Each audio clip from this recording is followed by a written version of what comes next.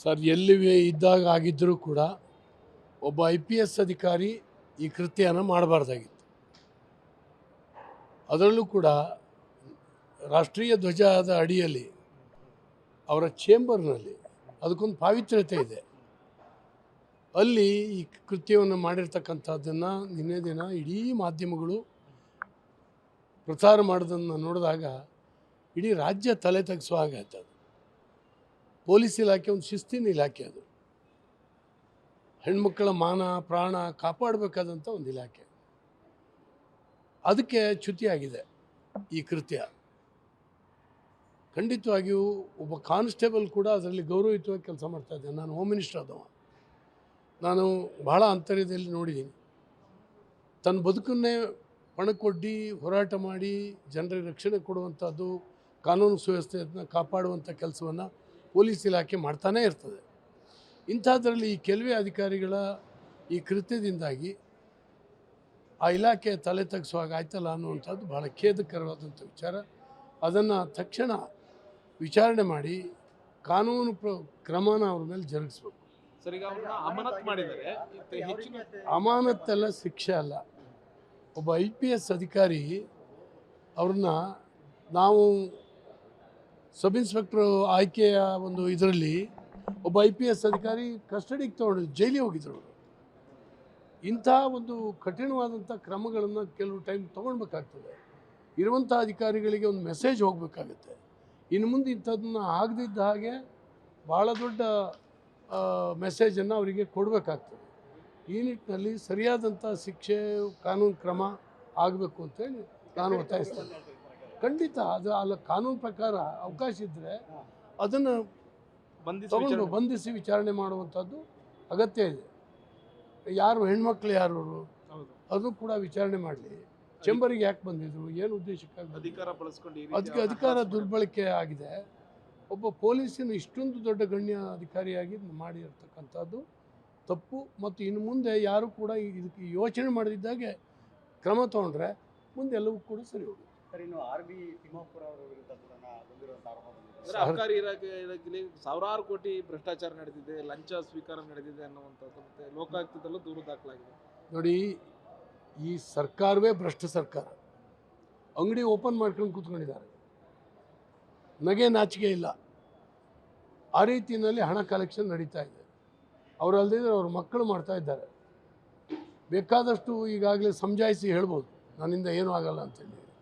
ಈಗಾಗಲೇ ಅಧಿಕಾರಿಗಳು ಮಾತಾಡಿದ್ದಾರೆ, ಅದೆಲ್ಲ ಕೂಡ ರೆಕಾರ್ಡು ಉಲ್ಲೇಖ ಆಗಿದೆ. ಹಾಗಾಗಿ ಅವ್ರಿಗೆ ಆತ್ಮಗೌರವ ಇದ್ದರೆ ಅವರು ರಾಜೀನಾಮೆ ಕೊಟ್ಟು ಹೋಗಬೇಕು. ಇಲ್ಲ ಸರ್ಕಾರಕ್ಕೆ ಮಾನ ಮರ್ಯಾದೆ ಇದ್ದರೆ ಅವ್ರನ್ನ ಕೈ ಬಿಡಬೇಕು. ಮತ್ತು ಇದು ಎಲ್ಲರೂ ಸೇರಿ ಮಾಡಿರ್ತಕ್ಕಂಥದ್ದು. ನಿನ್ನೆ ನಮ್ಮ ಅಪೋಸಿಷನ್ ಲೀಡರ್ ಹೇಳಿದ್ದಾರೆ, ಅಸ್ಸಾಂ ಚುನಾವಣೆ ಬೇರೆ ಬೇರೆ ಚುನಾವಣೆಗೆ ಇಲ್ಲಿಂದ ಹಣ ತೊಗೊಂಡು ಹೋಗ್ಲಿಕ್ಕಾಗಿ ಈ ರೀತಿ ಸುಲಿಗೆ ಮಾಡುವಂಥ ಕೆಲಸವನ್ನು ಮಾಡಿದ್ದಾರೆ. ಆದ್ದರಿಂದ ಹೆಚ್ಚು ಕಮ್ಮಿ ಭಾಳಷ್ಟು ಇಲಾಖೆಯಲ್ಲಿ ಇದಾಗಿದೆ. ಇದೊಂದು ಆಕಸ್ಮಿಕ ಸಿಕ್ಕಾಕೊಂಡಿದ್ದಾರೆ, ತಕ್ಷಣ ಕ್ರಮ ತಗೊಂಡು. ಸರ್, ಈಗ GBA ಚುನಾವಣೆ, ಸ್ಥಳೀಯ ಚುನಾವಣೆಗಳಲ್ಲಿ ಮತಯಂತ್ರದ ಬದಲು ಮತಪತ್ರವನ್ನು ಬಳಕೆ ಮಾಡಬೇಕು ಅನ್ನುವಂಥ ನಿರ್ಧಾರ ಆಗಿದೆ. GBA ಚುನಾವಣೆ ಮತಪತ್ರದ ಮೂಲಕವೇ ಆಗುತ್ತೆ ಅನ್ನುವಂಥದ್ದು ಹೇಳಿದ್ದಾರೆ. ಚುನಾವಣಾ ಕಮಿಷನ್ ನಿರ್ಧಾರ ಮಾಡಬೇಕಾಗತ್ತೆ. ಇನ್ನೊಂದು ನಿರ್ಧಾರ ಮಾಡಿ ಅನೌನ್ಸ್ ಮಾಡಬೇಕು. ಮಾಡಿದಾರಲ್ವಾ? ರಾಜ್ಯ ಚುನಾವಣಾ ಆಯೋಗ ಮಾಡಿರ್ಬೋದು, ನಡೀಲಿಲ್ಲ. ಅದು ಆಗಬಾರ್ದು ಅಂತ ಎಲ್ಲೂ ಇಲ್ಲ. ಆದರೆ ಸುಲಭ ಕೌಂಟಿಂಗಿಗೆ ಇದಕ್ಕೆ ನಾವು ಎಷ್ಟೋ ವರ್ಷದಿಂದ ಕೌಂಟಿಂಗ್ ಹಾಲ್ನಲ್ಲಿ ಕೂತಿದ್ದೀವಿ. ನಾವು ಭಾಳಷ್ಟು ಎಡವಟ್ಟುಗಳಾಗ್ತದೆ. ಆದರೆ ಈ ಎಲೆಕ್ಟ್ರಾನಿಕ್ ಮತಯಂತ್ರದಲ್ಲಿ ಆ ರೀತಿ ಎಡವಟ್ಟುಗಳಾಗಲಿಕ್ಕೆ ಸಾಧ್ಯನೇ ಇಲ್ಲ. ಆ ಮತಯಂತ್ರ ಬಂದ್ರ ಮೇಲೆ ಎಲ್ಲರೂ ಕೂಡ ಹ್ಯಾಪಿ ಆಗಿದ್ರು. ರಾಜಕೀಯ ಪಕ್ಷಗಳು, ಎಲ್ಲ ರಾಜಕೀಯ ಪಕ್ಷಗಳ ಕಾರ್ಯಕರ್ತರು ಕೂಡ ಸಂತೋಷ ಆಗಿದ್ರು. ಇದನ್ನು ಬಂದು ಇದು ಒಳ್ಳೆಯದಾಯ್ತಪ್ಪ ಅಂತೇಳಿ. ಮತ್ತು ಎಲ್ಲದಿಂದ ತೋಳ್ಬಲ, ಹಣಬಲ, ಇದರಿಂದ ಅದನ್ನ ರಿಗ್ಗಿಂಗ್ ಮಾಡಿಸುವಂಥದ್ದು ಇದೆಯಲ್ಲ, ಅದು ಸುಲಭ ಈ ಬ್ಯಾಲೆಟ್ ಪೇಪರ್ಗಳಲ್ಲಿ. ಸರ್, ಈಗ ನೀವು UM ಮಿಷನ್ನೇ ನೀವು ಬದಲಾಯಿಸ್ತಿದ್ರಿ, ನಿಮಗೆ ಬೇಕಾದಂಗೆ ಮಾಡ್ಕೊಂತಿದ್ರಿ, ನಿಮಗೆ ಬೇಕಾದಂಗೆ ತಿರ್ಸ್ಕೊಂತಿದ್ರಿ, ಇಂತೆಲ್ಲ ಆರೋಪ ಇದರಿಂದ ಇದೊಂದು ಆಗೇ ಬಿಡಲಿ ಅನ್ನೋ. EVM ಮಿಷನ್ನು ಫಾಲ್ಟ್ ಅಂತ ಹೇಳಿ ಅವ್ರಿಗೆ ಪ್ರೂವ್ ಮಾಡಲಿಕ್ಕೆ ಆಗಲಿಲ್ಲ. ಒಟ್ಟು ಸುಮ್ಮನೆ ಹೇಳ್ತಾ ಓಡಾಡ್ತಾ ಇದ್ರು. ಇದುವರೆಗೂ ಕೂಡ ಅವ್ರು ಚಾಲೆಂಜ್ ಮಾಡಿದ್ರಲ್ಲ, ಎಲೆಕ್ಷನ್ ಕಮಿಷನ್ ಚಾಲೆಂಜ್ ಮಾಡ್ತು, ಬನ್ನಿ ನೀವು ಪ್ರೂವ್ ಮಾಡಿರಿ ಅಂತೇಳಿ. ಪ್ರೂವ್ ಮಾಡಲಿಕ್ಕೆ ಸಾಧ್ಯ ಆಗಲಿಲ್ಲ. ಸುಮ್ಮನೆ ಜನರಿಗೆ ತಪ್ಪು ದಾರಿಯನ್ನು ಹಿಡಿಸುವಂಥ ಕೆಲಸ ಮಾಡ್ತಾಯಿದ್ದಾರೆ. ನಮ್ಮ ದೇಶದಿಂದ EVM ಮಿಷನ್ಗಳನ್ನು ತಗೊಂಡೋಗಿ ಬೇರೆ ಬೇರೆ ರಾಷ್ಟ್ರಗಳು ಈ ವೋಟಿಂಗ್ ಇದರಲ್ಲೇ ಅಳವಡಿಸ್ಕೊಂಡಿದ್ದಾವೆ. ಹಾಗಾಗಿ ಇ ವಿ ಎಮ್ ಮಿಷನ್ನಲ್ಲಿ ಏನೂ ಫಾಲ್ಟ್ ಇರಲಿಲ್ಲ. ಆದರೆ ಇವರು ಅನಾವಶ್ಯಕವಾಗಿ ಇದನ್ನು ಮಾಡಿದ್ದಾರೆ. ಆಗಲಿ, ಒಂದು ಎಲೆಕ್ಷನ್ ಆಗಲಿ. ಸರ್, ದೇಶದಲ್ಲಿ ಯುವ ಸಾರಥ್ಯವನ್ನು ಇವತ್ತು ನಿತಿನ್ ವಹಿಸ್ಕೊತಾ ಇದ್ದಾರೆ ಬಿಜೆಪಿಯಿಂದ. ತುಂಬ ಸಂತೋಷ ಆಗುತ್ತೆ ಸರ್. ಒಂದು ಯಂಗ್ ಬ್ಲಡ್ ಆರ್ಗನೈಸೇಷನ್ ವಿಂಗ್ನಲ್ಲಿ ಕೆಲಸ ಮಾಡುವಂಥದ್ದು ತುಂಬ ಒಳ್ಳೆಯದು. ನಮ್ಮ ಸಂಘಟನೆಯ ಶಕ್ತಿಯಾಗಿರ್ತಕ್ಕಂಥ ನಮ್ಮಂಥ ಪಕ್ಷಕ್ಕೆ ಇದು ತುಂಬ ಒಳ್ಳೆಯದು. ಅನೇಕ ಕಡೆ ಲೋಯರ್ ಲೆವೆಲಲ್ಲಿ ಮಾಡ್ತಾಯಿದ್ರು. ಇವತ್ತು ಆಲ್ ಇಂಡಿಯಾ ಪ್ರೆಸಿಡೆಂಟ್ ಕೂಡ ಸುಮಾರು 45 ವರ್ಷದ ಯುವಕ ಅದನ್ನು ನಿರ್ವಹಿಸಿದ್ದಾರೆ. ತುಂಬ ಸಕ್ರಿಯವಾಗಿ ಇಡೀ ದೇಶದಾದ್ಯಂತ ಪ್ರವಾಸ ಮಾಡಬೇಕಾಗ್ತದೆ, ಸಮಯ ಕೊಡಬೇಕಾಗ್ತದೆ. ನಮ್ಮ ಪಕ್ಷದಲ್ಲಿ ಅಧ್ಯಕ್ಷ ಅನ್ನುವಂಥದ್ದು ಒಂದು ಹುದ್ದೆ ಅಲ್ಲ, ಅದೊಂದು ಹೊಣೆಗಾರಿಕೆ. ಹಾಗಾಗಿ ಆ ಹೊಣೆಗಾರಿಕೆಯನ್ನು ಸಮರ್ಥವಾಗಿ ನಿಭಾಯಿಸಲಿಕ್ಕೆ ಈ ದೇಶದಲ್ಲಿ ರಾಷ್ಟ್ರೀಯವಾದಿ ಸಿದ್ಧಾಂತದ BJPಯನ್ನು ಹೆಚ್ಚು ಸುದೃಢವಾಗಿ ಕಟ್ಟಲಿಕ್ಕೆ ಖಂಡಿತವಾಗೂ ಹೊಸ ಅಧ್ಯಕ್ಷರ ಆಯ್ಕೆ ತುಂಬ ಒಳ್ಳೆಯದು ಅಂತ ರಾಜ್ಯದಲ್ಲೂ ಕೂಡ ಯುವ ನಾಯಕತ್ವ ಮುಂದುವರಿಯುತ್ತೆ ಸರ್. 2022 ಕೂಡ ಈಗ ವಿಜೇಂದ್ರ ನಾಯಕತ್ವವಾಗಿದ್ದಾರೆ, ಅಧ್ಯಕ್ಷರಾಗಿದ್ದಾರೆ. ಎಲ್ಲರೂ ಕೂಡ ಬದಲಾವಣೆ ಮಾಡಬೇಕು ಚರ್ಚೆ ಕೂಡ ನಡೀತಾ ಇದೆ ರಾಜ್ಯ ಬಿಜೆಪಿ. ಅದಕ್ಕೆ ಆ ಬಗ್ಗೆ ನಮ್ಮ ಡೆಲ್ಲಿಯ ಹಿರಿಯರು, ರಾಜ್ಯದ ಹಿರಿಯರು ಕೂತು ನಿರ್ಧಾರ ಮಾಡ್ತಾರೆ. ಈಗಂತೂ ಅವರೇ ಇದ್ದಾರೆ, ಮುಂದುವರಿತಾ ಇದ್ದಾರೆ. ಮುಂದೆ ಕೂಡ ಅದರ ನಿರ್ಧಾರ ನಮ್ಮ ಹಿರಿಯರು ಕೂತು ನಿರ್ಧಾರ ಮಾಡ್ತಾರೆ. ಸರ್, ಎಲ್ಲಿ ಇದ್ದಾಗ ಆಗಿದ್ದರೂ ಕೂಡ ಒಬ್ಬ IPS ಅಧಿಕಾರಿ ಈ ಕೃತ್ಯನ ಮಾಡಬಾರ್ದಾಗಿತ್ತು. ಅದರಲ್ಲೂ ಕೂಡ ರಾಷ್ಟ್ರೀಯ ಧ್ವಜದ ಅಡಿಯಲ್ಲಿ ಅವರ ಚೇಂಬರ್ನಲ್ಲಿ ಅದಕ್ಕೊಂದು ಪಾವಿತ್ರ್ಯತೆ ಇದೆ. ಅಲ್ಲಿ ಈ ಕೃತ್ಯವನ್ನು ಮಾಡಿರ್ತಕ್ಕಂಥದ್ದನ್ನು ನಿನ್ನೆ ದಿನ ಇಡೀ ಮಾಧ್ಯಮಗಳು ಪ್ರಚಾರ ಮಾಡೋದನ್ನು ನೋಡಿದಾಗ ಇಡೀ ರಾಜ್ಯ ತಲೆ ತಗ್ಗಿಸುವ ಹಾಗಾಯ್ತು. ಅದು ಪೊಲೀಸ್ ಇಲಾಖೆ ಒಂದು ಶಿಸ್ತಿನ ಇಲಾಖೆ. ಅದು ಹೆಣ್ಮಕ್ಕಳ ಮಾನ ಪ್ರಾಣ ಕಾಪಾಡಬೇಕಾದಂಥ ಒಂದು ಇಲಾಖೆ.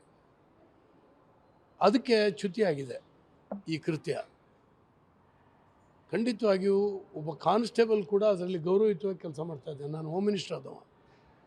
ನಾನು ಬಹಳ ಅಂತರ್ಯದಲ್ಲಿ ನೋಡಿದ್ದೀನಿ.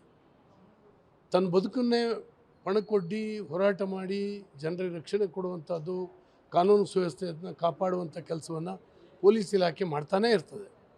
ಇಂಥದ್ರಲ್ಲಿ ಈ ಕೆಲವೇ ಅಧಿಕಾರಿಗಳ ಈ ಕೃತ್ಯದಿಂದಾಗಿ ಆ ಇಲಾಖೆ ತಲೆ ತಗ್ಗಿಸುವಾಗ ಆಯ್ತಲ್ಲ ಅನ್ನುವಂಥದ್ದು ಭಾಳ ಖೇದಕರವಾದಂಥ ವಿಚಾರ.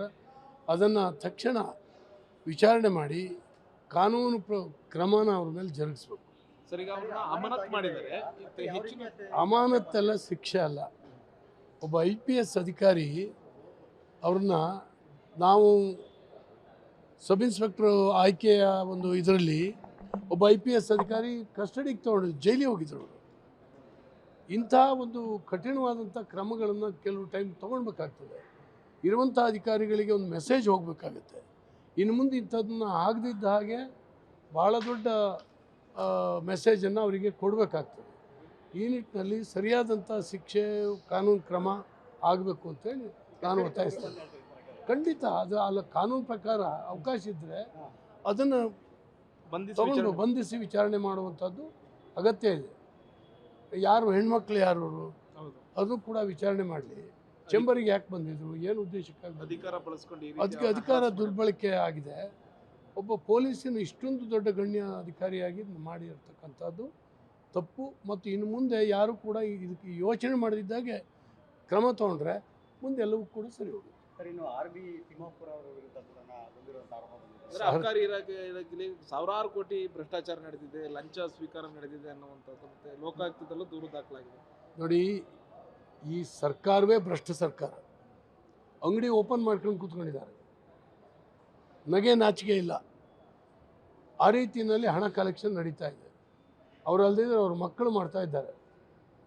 ಬೇಕಾದಷ್ಟು ಈಗಾಗಲೇ ಸಮಜಾಯಿಸಿ ಹೇಳ್ಬೋದು, ನನ್ನಿಂದ ಏನೂ ಆಗಲ್ಲ ಅಂತೇಳಿ. ಈಗಾಗಲೇ ಅಧಿಕಾರಿಗಳು ಮಾತಾಡಿದ್ದಾರೆ, ಅದೆಲ್ಲ ಕೂಡ ರೆಕಾರ್ಡು ಉಲ್ಲೇಖ ಆಗಿದೆ.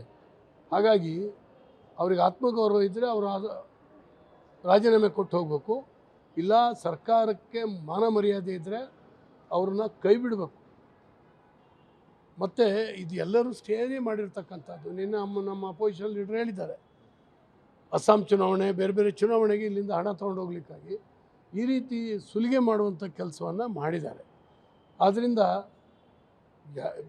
ಹೆಚ್ಚು ಕಮ್ಮಿ ಭಾಳಷ್ಟು ಇಲಾಖೆಯಲ್ಲಿ ಇದಾಗಿದೆ.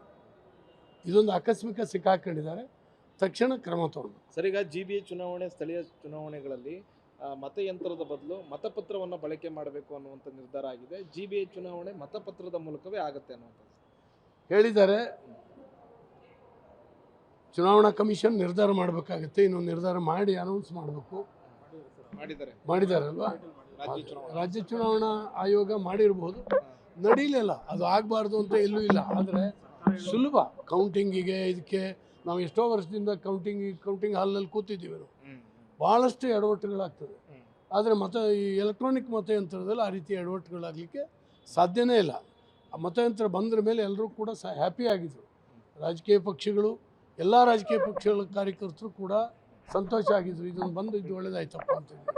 ಮತ್ತು ಎಲ್ಲದಿಂದ ತೋಳ್ಬಲ, ಹಣಬಲ, ಇದರಿಂದ ಅದನ್ನ ರಿಗ್ಗಿಂಗ್ ಮಾಡಿಸುವಂಥದ್ದು ಇದೆಯಲ್ಲ, ಅದು ಸುಲಭ ಈ ಬ್ಯಾಲೆಟ್ ಪೇಪರ್ಗಳಲ್ಲಿ. ಸರ್, ಈಗ ನೀವು UVM ಮಿಷನ್ನೇ ನೀವು ಬದಲಾಯಿಸ್ತಿದ್ರಿ, ನಿಮಗೆ ಬೇಕಾದಂಗೆ ಮಾಡ್ಕೊಂತಿದ್ರಿ, ನಿಮಗೆ ಬೇಕಾದಂಗೆ ತಿರ್ಸ್ಕೊಂತಿದ್ರಿ, ಇಂತೆಲ್ಲ ಆರೋಪ ಇದರಿಂದ ಇದೊಂದು ಆಗೇ ಬಿಡಲಿ ಅನ್ನೋ. EVM ಮಿಷನ್ನು ಫಾಲ್ಟ್ ಅಂತ ಹೇಳಿ ಅವ್ರಿಗೆ ಪ್ರೂವ್ ಮಾಡ್ಲಿಕ್ಕೆ ಆಗಲಿಲ್ಲ. ಒಟ್ಟು ಸುಮ್ಮನೆ ಹೇಳ್ತಾ ಓಡಾಡ್ತಾ ಇದ್ರು. ಇದುವರೆಗೂ ಕೂಡ ಅವ್ರು ಚಾಲೆಂಜ್ ಮಾಡಿದ್ರಲ್ಲ, ಎಲೆಕ್ಷನ್ ಕಮಿಷನ್ ಚಾಲೆಂಜ್ ಮಾಡ್ತು, ಬನ್ನಿ ನೀವು ಪ್ರೂವ್ ಮಾಡಿರಿ ಅಂತೇಳಿ.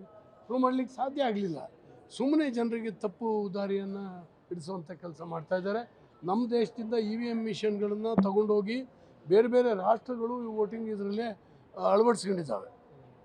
ಹಾಗಾಗಿ EVM ಮಿಷನ್ನಲ್ಲಿ ಏನೂ ಫಾಲ್ಟ್ ಇರಲಿಲ್ಲ. ಆದರೆ ಇವರು ಅನಾವಶ್ಯಕವಾಗಿ ಇದನ್ನು ಮಾಡಿದ್ದಾರೆ. ಆಗಲಿ, ಒಂದು ಎಲೆಕ್ಷನ್ ಆಗಲಿ. ಸರ್, ದೇಶದಲ್ಲಿ ಯುವ ಸಾರಥ್ಯವನ್ನು ಇವತ್ತು ನಿತಿನ್ ವಹಿಸ್ಕೊತಾ ಇದ್ದಾರೆ BJPಯಿಂದ. ತುಂಬ ಸಂತೋಷ ಆಗುತ್ತೆ ಸರ್.